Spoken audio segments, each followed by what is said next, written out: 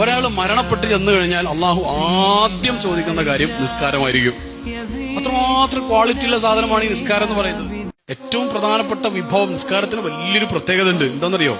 നിസ്കാരത്തിന്റെ പ്രധാനപ്പെട്ട ഒരു പ്രത്യേകത, ബാക്കിയുള്ള പല കാര്യങ്ങളും അള്ളാഹു ജിബ്രീൽ മുഖേന അയച്ചു കൊടുത്തതും മറ്റുമൊക്കെയാണ്. നിസ്കാരം അങ്ങനല്ല. അള്ളാന്റെ അടുത്തേക്ക് ഗസ്റ്റ് ആയിട്ട് കൊണ്ടുപോയില്ലേ?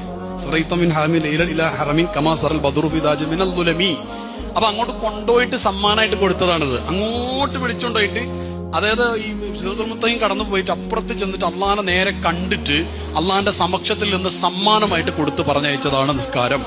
ഈ നിസ്കാരം പരമപ്രധാനമാകുന്നു. മറ്റുള്ള ഒരു കർമ്മം പോലും അല്ല. മറ്റുള്ള പല കാര്യങ്ങൾ ഒരു അർത്ഥത്തിൽ പറഞ്ഞാൽ പിന്നെ അൺകണ്ടീഷണലി നിർബന്ധമില്ല.